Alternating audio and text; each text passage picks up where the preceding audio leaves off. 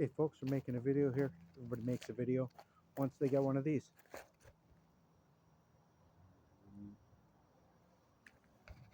But it's not going to be the same video. There's the wife's. That's a 2022 and the 2023 Lightning. It's a Lariat extended range. Pretty nice truck. Pretty happy. I think I'm going to be happy for a few years here. So, elephant in the room. It's an expensive truck. Yeah, there's no doubt about it. It's not a cheap truck.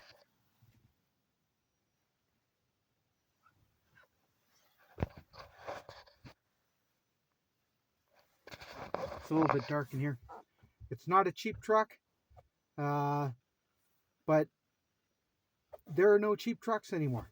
There just isn't. If I wanted to buy an equivalent Lariat with a 3.5 EcoBoost, I'm looking at around, I think they're running around $80,000 for a truck that's similarly equipped to the one I just got is probably about $85,000.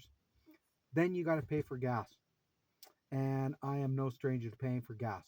I currently, well, before I bought this truck, was driving a 2016 Ram with the V6 8-speed, and it's pretty economical. But I was pumping between $500 and $800 a month into that fuel tank, and I'm really looking forward to pumping about 10% of that in cost of electricity into this truck. So that's for starters. And it's a new truck. I think it's going to run for many years. People, one of the first questions they always ask is, "What about the battery? Oh, the battery's gonna crap out, and it's gonna cost you $9 million for a new battery," like that Scotty something. I've seen a couple of Scotty's videos. Scotty's, yeah, he's an entertaining guy. I'll give him that much. But yeah, he's got some funny ideas. Why he'll never buy an electric car. He doesn't have to buy an electric car. That's fine. I'm sure there was the same argument when they first started manufacturing combustion engine vehicles, you know, what, 120, 130 years ago even. People like, "Oh, you're gonna run all the horse and buggy manufacturers out of business." Well, you know, times change, technology's advanced. That's what it is, right? So, you know, if you don't want to get on the boat right now, that's fine.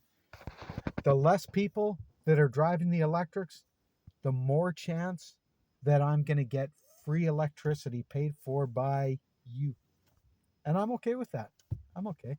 There's free charging stations still in a number of locations. I do pay for charging the majority of the time. And once I get my charge station for home, then I'll just put it on my home bill. It's, you know, it'll be more convenient to charge at home anyways. But you know what? Times change, and I think that we're coming to the end of the internal combustion engine era. And I'm not saying that electric vehicles don't do any damage whatsoever to the environment, but we're really young in this technology and things are going to improve. And I just don't think that combustion engines are going to make it past, I don't know, 2050, 2060. I don't know. I might not be here to see it, but in any case, and you know what? Quite frankly, all that other fodder aside, I'm telling you right now, there's not a gas engine in the world that I'm gonna drive, because let's be real here, I'm never gonna go out and buy myself a $2 million Maserati or a Jaguar, or, you know, a lot of these luxury sports cars that, you know, will probably leave this truck in a trail of exhaust. But in any case, I'm not really comparing to those. But as far as all of the vehicles I've driven in my life, and I'm hitting on 50 now. I've driven a ton, and this truck is a whip. It is crazy. So um, yeah, it's fun to drive. There's not a gas truck out there that's going to do what this truck is going to do. Um, my wife's my wife's little standard range Tesla with a rear wheel drive is unbelievable in the snow. It's unbelievable. We drove it uh, a couple hours north a little while ago when we had about 6 inches of snow on the ground. I could not believe how good that thing was in the snow. It was unbelievable. It was better than my four-wheel drive truck. I hand to God, better than my four-wheel drive truck in the snow. And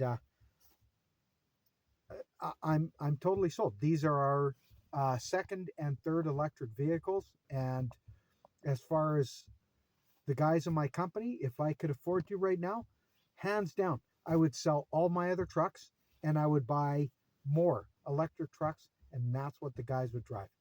Right now, I'm sold. I'm convinced, and you don't have to believe me. You don't have to like it, and that's your prerogative. But it's cheaper for me. It's better for me, and there's going to be advances in going back to the batteries. Everybody's always asking, oh, the batteries are going to crap out. I think it's a good possibility that in 7 or 8 years, when if the battery does start giving me problems, um, there's a good possibility I can just go out and get a brand new battery pack and throw it in here, and instead of getting 515 kilometers of range, I'll get 800 kilometers of range just putting a new battery in. So that's a possibility. We could get over-the-air updates that are going to enhance how the batteries work in the truck and how the truck drives with them and the energy consumption. And, you can't get things like that with your gas engines. So, yeah, gas engine lovers out. I'm out. You can have them. This is what I'm driving from now on. So, Scotty, can't remember your last name. Have fun in your diesel, buddy. Keep buying that diesel and keep subsidizing my free electricity. Thank you very much. I really do appreciate it. I do. Keep this going slow. It's all good. Okay, peace out, guys.